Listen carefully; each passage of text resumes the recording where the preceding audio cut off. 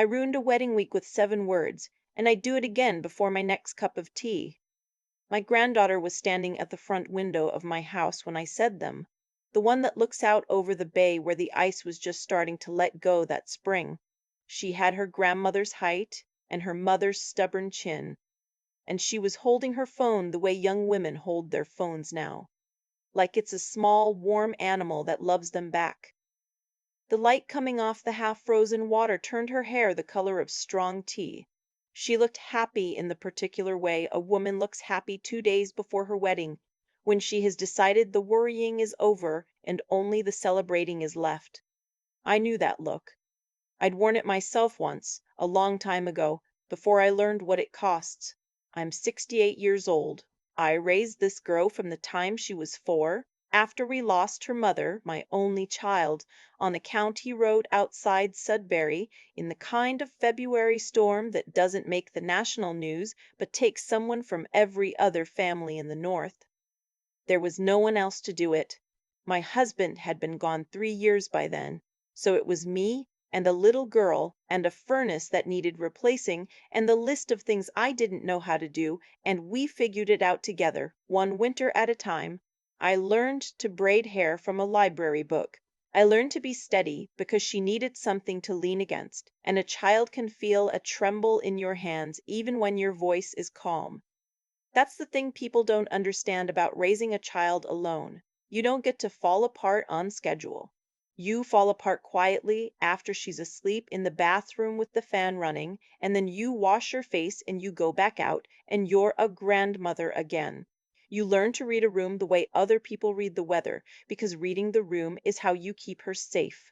And after 68 years, when something in a room goes wrong, I feel it in my back teeth before I can put a name to it. I felt it that spring. I'd been feeling it for months. So I crossed the room and I stood beside her at the window, and I waited until she looked at me and I said it plainly, the way you'd warn someone the dock is icing over. Don't ever tell his mother about the money. She laughed. Of course she did. She thought I was being dramatic, the way the old can be dramatic, and she squeezed my arm and said, Gran, in that voice that means, please don't start. But I watched her eyes, and underneath the laugh something flickered, because she knew the money was real, and she knew I had never once in her whole life mentioned it without a reason. If you're sitting somewhere watching this, I'd like to know where you are tonight. I'd like to know if there's a woman in your life who raised somebody alone. Because those women carry a weight you can't see, and they recognize each other across a room without saying a word. Leave it in the comments. I read them. It helps me, knowing I'm not talking into the dark. I'll tell you about the money, because you can't understand the rest without it, and then I'll tell you why I learned to keep my mouth shut about it the hard way, and then I'll tell you what showed up at my door the day after the wedding, which is the part that still wakes me up some nights. Although now it wakes me with something closer to satisfaction than fear. The money came out of the ground the way a lot of Northern Ontario money has come out of the ground for 150 years. My late husband's people had a parcel of bush up past the lake, hundreds of acres of black spruce and granite and muskeg, the kind of Canadian Shield land that looks like nothing to anyone driving the highway. His grandfather had got it for almost nothing during the Depression, and the family had hung on to it the way our families do, not because it was worth anything, but because letting go of land felt like letting go of the people who'd cleared it. We used to take our girl up there in the summer, swat black flies, pick blueberries, swim in water cold enough to stop your heart. Then the assays came back. There was a copper nickel belt running right under our nothing special bush, and the company that figured that out wanted the mineral rights, and they wanted them badly, and they were polite about it the way money is always polite when it has decided to take something. My husband and I did the one smart thing of our lives we didn't sell. We leased the claims and took royalties, and we put a lawyer between us and the company, and we put the royalties into a trust that paid out slowly and kept the bulk of it locked up tight where no emergency and no bad year could touch it. It grew the way the spruce grew, slow and then all at once, until one day the woman who managed it for us, a sharp, kind lawyer in Toronto, I'll call the trustee, sat me down and told me a number, and I had to put my head between my knees in her downtown office while she went and got me a glass of water. Over $200 million sitting there, quiet as snow. We never spent it like that. That's what nobody believes. People hear a number like that, and they picture a mansion and a yacht and a girl in sunglasses, and what we actually had was a tidy brick house on the bay, a paid-off truck, and a granddaughter who wore second-hand skates and never knew the difference, because I didn't want her to know. I wanted her to grow up the way I grew up, counting her change, saying thank you, helping with the dishes. Money will rot a child if you let it land on her too soon. I'd seen it rot grown adults. So the trust held it, and the trust was built for her, and almost no one in our whole life knew it existed. That was the point. In this country, the wealth that survives is the wealth nobody's looking at. Now, here is why I knew to be afraid. 11 years ago, when my husband died, I was the one left holding everything. The bills, the keys, the casserole dishes piling up that I'd have to return to women I could barely remember. Grief makes you slow and stupid and grateful, and there is a kind of person who can smell that on you from across a church basement. His mother, I mean my granddaughter's mother-in-law, the woman she was about to marry into, was there at the funeral. I didn't know her well then. Our families had crossed paths the way families do in a smallish place, christenings and arena fundraisers and the same dentist. She was younger then, but already she had that polished, churchy warmth that makes people relax. The good coat, the soft hands, the way of saying your name like a blessing. She came to the reception and she held my hand a beat too long, and she told me how sorry she was, and then, very gently, over the egg salad sandwiches, she told me she could help. It turned out her husband, my granddaughter's father-in-law, a quiet man who nods a lot, had a little experience with estates. And wouldn't it be a mercy, she said, to let someone take the paperwork off my plate while I grieved? Just to manage things. Just for a while. She had the documents with her. She'd taken the trouble. There was even a notary public she knew who could come by, save me a trip, save me the bother. I want to tell you I saw through it. I didn't. I was 3 weeks a widow, and I would have signed my own name off the front of my house if a kind voice had slid the paper toward me and called it a comfort. I had a pen in my hand. I had it on the page. What saved me was the dog. My old dog, who is gone now too, started barking at the mail truck, and I got up to deal with it. And standing on my own front step in the cold air with my hands still shaking, I heard a voice in the back of my head that sounded exactly like my husband, and it said, "Read it first." So I went back in, and I said I'd like a few days, and you should have seen her face. Not angry, worse than angry. Disappointed in me, the way you'd be disappointed in a child who wouldn't take her medicine. Of course, take all the time you need, she said in a tone that made me feel I'd done something rude. I took the papers to the trustee in Toronto. She read them once, fast, and then she read them again slowly, and her mouth got very thin, and when she finally looked up, she didn't make me feel like a fool, which is how I knew it was bad. "This would have signed away your control," she said. "Not all at once. That's not how it's done anymore. It sets up a management arrangement with no end date and no easy way out. You'd have stayed the owner on paper and lost every meaningful right underneath it." She showed me the clause. It used the word protect 4 times. It used the word family. It read like a hug and it worked like a leash. I spent the next year and a great deal of money undoing what I'd nearly done. And I never forgot. I never forgot the egg salad sandwiches. I never forgot the notary she had ready. I never forgot how safe she'd wanted me to feel, because I learned that spring that being made to feel safe is the most dangerous thing that can happen to you in a room with the wrong person. So you can imagine what it did to me 11 years later when my granddaughter brought home a lovely young man with good manners and a nervous laugh, and I asked, as you do, about his people, and she said his mother's name. And I had to set my mug down very carefully on the counter so it wouldn't shatter. Now, here's the part the smarter ones among you are already asking, and you're right to ask it, so let me answer it before you have to. Why did you wait, Gran? If you'd known that woman for 11 years, why warn the girl 2 days before, instead of 2 years before? I'll tell you the truth, and the truth has two parts. The first is that I did warn her. Just not the way you mean.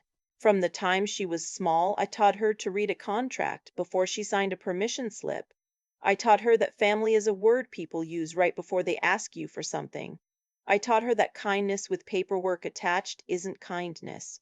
I salted it in over years, in small doses, the way you build up a child's resistance to the cold so she doesn't go into shock the first hard winter. By the time she was grown, she could spot a salesman in a single sentence. I thought that would be enough. The second part is harder to admit. When she fell in love with that young man, I watched her go soft, the way women go soft. And I knew that if I sat her down a year out and told her his mother had once tried to gut me at my husband's funeral, she would have heard it as a jealous old woman who didn't want to share her. She'd have nodded and hugged me and not believed a word. And worse, she'd have repeated it to him to smooth things over, and then his mother would have known that I knew, and a person like that is far more dangerous when she knows you're watching. So I waited. I waited for proof I could put in the girl's hand. I waited for the woman to show herself, because that kind always does, and I'd rather warn my granddaughter with a fact than a feeling. The fact came at the rehearsal dinner. We were in a private room at a restaurant in town, the good one by the water, and everyone was being charming, and the mother-in-law was holding court the way she does, and I was sitting quietly the way I do, watching. When she laughed at something the planner said, and waved her ringed hand, and told the table, "Oh, we always keep things tidy in our family. Everything documented. It's just how we are." And she looked, for just a second, straight at my granddaughter's purse, where the phone was, where the world is now. And my back teeth ached. That was it. That was the moment I'd been waiting 11 years for, the slip, the flash of the real thing under the good coat. Tidy. Documented. I'd heard those words before, over egg salad with a pen in my hand. I didn't make a scene. I never make a scene. That's a young person's mistake. I waited until the next afternoon, and I took my granddaughter to the window over the bay, and I said my 7 words, and when she laughed, I didn't laugh back. I told her, that day, the whole of it. The funeral, the papers, the clause with the word protect in it. 4 times. She went very still, the way she used to go still as a girl when she finally understood something was true. "Why didn't you ever tell me?" she said. "Because you wouldn't have believed me until you'd met her," I said. "And now you have. I'd done one more thing weeks before, and I'll tell you about it, because the comments on these stories always ask, and they're right to." I'd asked her, gently, to sign a marriage contract. People in this country don't always like to hear it, but a marriage contract isn't a sign you expect to fail. It's a fence you put up while the weather's still good. I'd had the trustee draw one up. Clean, fair, the kind that protects what came down through the family from before the marriage and leaves everything they built together as theirs to share. In Ontario, the law already keeps an inheritance separate from what gets divided in a divorce, but only if you're careful, only if you don't let it get tangled up with the house and the joint accounts and the everyday. The contract was just a way of making careful permanent. She'd brought it up with him. And here's the thing that should have told us everything. It wasn't the young man who balked. It was his mother. Word came back, soft and wounded, that the family found it hurtful, that it suggested a lack of trust, that surely we were all family now and didn't need lawyers between us. My granddaughter, who loved him and wanted peace, had let it drop. And I, fool that I am, had let her because I didn't yet have my proof, and I didn't want to be the old woman who poisoned the well. That contract sat unsigned in the trustee's office the day they got married.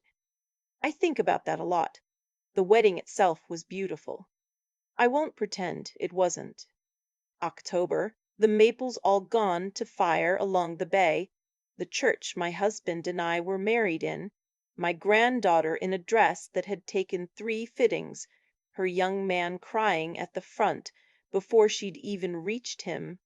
His mother wore cream, which I thought was bold, and she cried prettily into a folded handkerchief, and she hugged me at the reception, and held my hand a beat too long, and said, "We're so happy to have her in the family."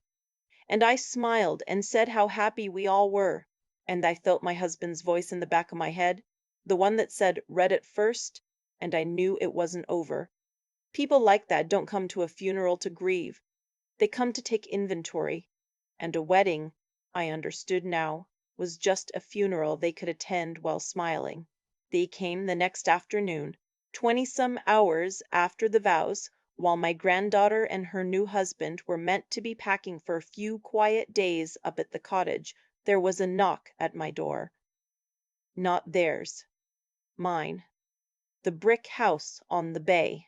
I opened it, and there they were on my step in their good coats.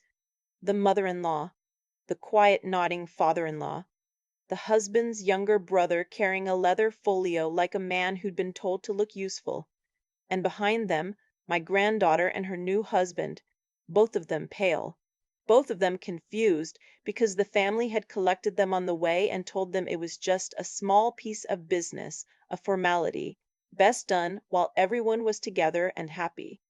And there was a fifth person, a man in a gray suit with a stamp and a little case, whom the mother-in-law introduced warmly as a notary public, just to make it official, dear, save everyone a fuss. The same play. 11 years later, the exact same play, run on the granddaughter of the woman it had nearly worked on the first time. And do you know why they were brazen enough to try it twice on the same family? I've had a long time to think about it. It's because the first time it had almost worked. In their minds, I was the foolish widow who'd needed a few days and then gone quietly away. They'd never known about the trustee, never known how close I'd come to signing and how I'd clawed it all back. To them, I was a soft old woman who'd been difficult once. They thought they understood us.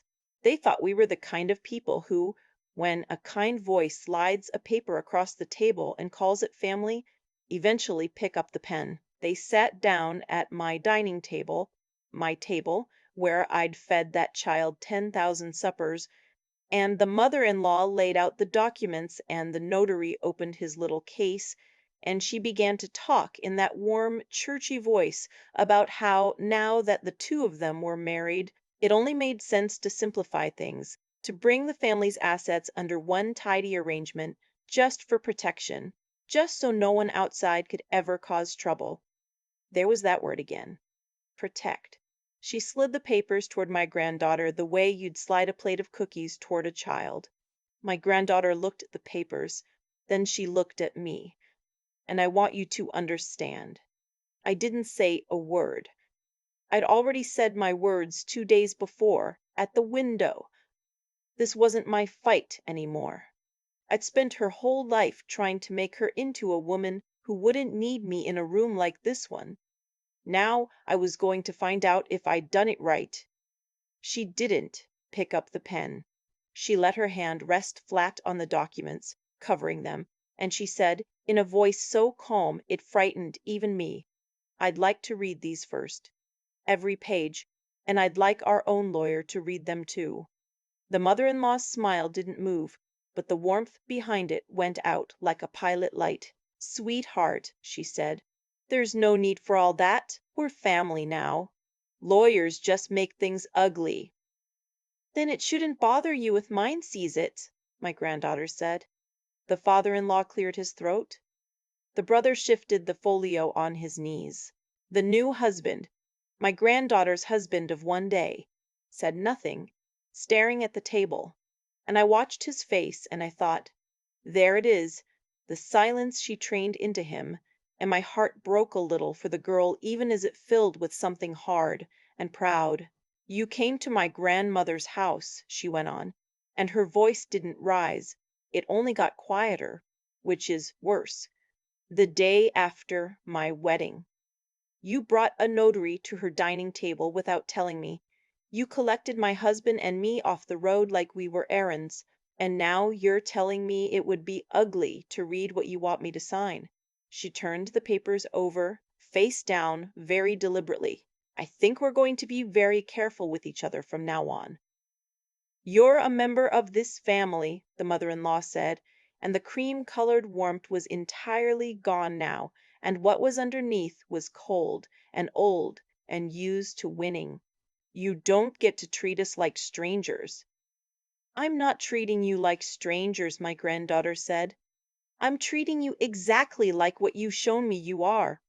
I have replayed that sentence 100 times. I taught her that, not the words, she found those herself.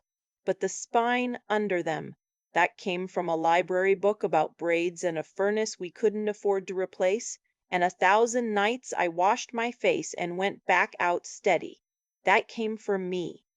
The mother-in-law tried one more thing, because her kind always does. She leaned in, voice dropping, and she said, "You'll embarrass your husband. On day 2. Is that the wife you want to be?" And my granddaughter looked at the young man beside her, her husband, sitting silent, studying the wood grain, and she said something I will carry to my grave. She said, "He's not embarrassed because of me. He's embarrassed because he's just now figuring out who taught him to sit still while his family did this." The young man flinched like he'd been struck. And then, "I'll give him this. It's the only thing I'll give him, but I'll give it—" He spoke, for the first time since they'd walked in. He didn't look at his mother. He looked at his wife of one day, and his voice came out small and cracked, like a boy's.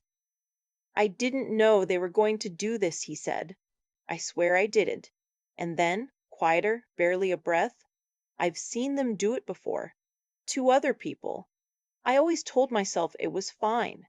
His mother turned on him so fast the chair scraped. "Don't," she said. "I need a minute," he said, to her, but really to no one, to the air, to himself. I think I need to read it too." That was the sound of a leash snapping. Quiet. Almost nothing. But everyone at the table heard it.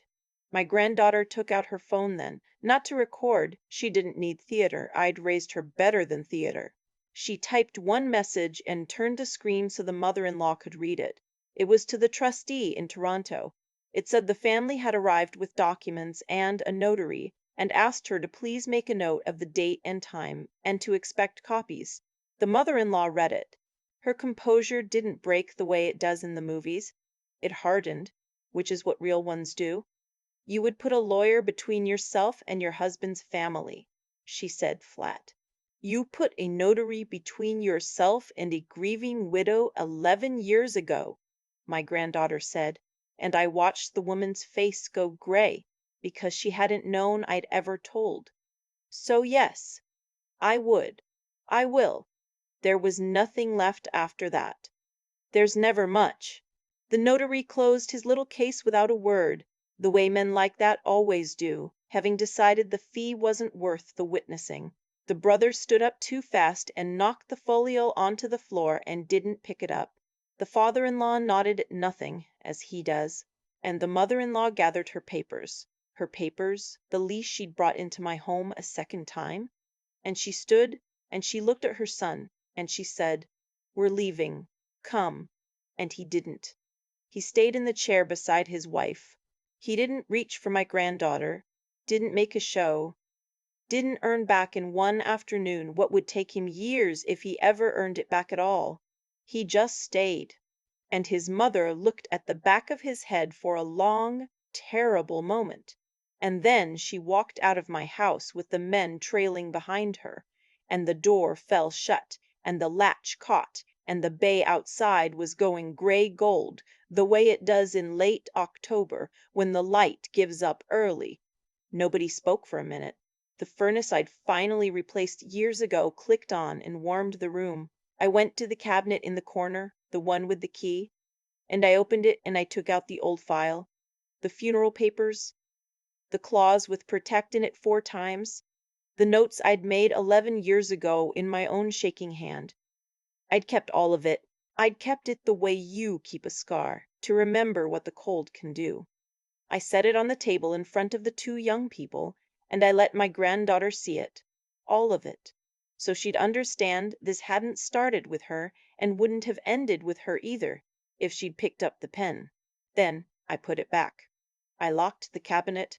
I made tea, because I'm Canadian and I'm 68, and there is no situation on God's green earth that I will not respond to by putting the kettle on. Her husband stayed for the tea. He didn't say much. He had a great deal to think about, and a marriage 1 day old that he'd very nearly let his mother poison in the cradle, and a long road ahead of figuring out whether he was his own man or just a thing his family had trained. I don't know yet how that road ends for him. That's an honest thing to say. My granddaughter knows it too. But he stayed in the chair when his mother said, "Come." And a man who can do that once can maybe learn to do it again, and that's more than his father ever managed. She signed the marriage contract the following week, the one that had sat unsigned in the trustee's office on her wedding day. He signed it too, without a word of complaint, which told me more than any apology could have. The fence is up now, while the weather's still good. People want a tidier ending than that, I know. The comments always do. They want the villain hauled off, the marriage annulled, the money safe behind a wall, everyone sorted into good and bad. Life up here doesn't sort that clean. The bay freezes and thaws and freezes again. What I can tell you is this, and it's the only lesson I've got, learned twice now, 11 years apart at the same dining table. Money doesn't change people. It just turns the lights on so you can finally see them. And the kindest sounding voice in the room, the one calling you family, the one with the paper ready and the notary waiting, that's the one you read every single page in front of, slowly, while she sits there and hates you for it. You read it first. You always, always read it first. I learned that on a cold front step with a barking dog and a pen in my hand. My granddaughter learned it at my table the day after her wedding. And the only thing I've ever wanted, from the night I brought a 4-year-old home to a house too quiet, was for her to learn it sitting down, with her grandmother beside her, instead of standing alone on a step in the cold the way I did. She did. We kept it quiet, and quiet kept us, and the legacy that came up out of the ground is still down there in the dark, where it's safe. Not because we hid it from the world, but because we never once handed it to anyone who came to the door smiling. The kettle's on. The light's nearly gone off the water, and for the first night in 11 years, when I lock the door and let the latch fall, I'm not afraid of who might come knocking. The kettle still goes on the same burner it went on that afternoon, and most nights I stand there waiting for it to whistle, and I think about how close the whole thing came to going the other way. Not because of luck. I've never had much use for luck. It came down to a dining table and a pen, twice, 11 years apart, and the difference between the two was everything I'd spent my life trying to build into a girl. The first time, at my husband's funeral, I almost signed because I'd been made to feel that asking questions was rude. That's the whole trick, and Yvonne knew it cold. People like her don't take what's yours by force. They wait until grief for love has softened you, and they slide the paper over with a kind word, and they count on you being too decent to make a fuss. The cause was her patience. The effect was a year of my life clawing back what I'd nearly handed away on a front step in the cold. The second time at that same table, Maeve didn't sign. And I want to be plain about why. Because it wasn't a miracle. It was 3 things I tried to put in her. The way you put iron in soup without anyone tasting it. The first was a sense of right and wrong stubborn enough that a polite voice couldn't talk her out of it. She knew, in her gut, that you don't sign what you haven't read, and you don't let someone shame you out of that. The second was the judgment to see the trick for what it was, to recognize the word protect as the leash it really is, because I'd handed her facts instead of feelings and let her meet the woman before I told her the truth. And the third was the backbone to sit at that table, one day married, and say no out loud while 5 people in good coats stared at her and called her ungrateful. You can't pour any one of those into a child overnight. Decency, clear eyes, and the grit to stand when standing costs you. They go in slow, over 1,000 ordinary suppers, and how you handle the small dishonest moments so they learn from watching. Owen is still learning his, late and the hard way, and whether he gets there isn't mine to decide. What I know is this: the money was never the inheritance. The money came up out of the ground, and it'll outlast all of us in the dark where it's safe. The real thing I left her was the steadiness to be unafraid of a closed door, the wit to read what's behind a smile, and the conscience to refuse what isn't hers to give away. Build those 3 in someone you love, quietly, year after year, and no one who knocks will ever leave with what they came for.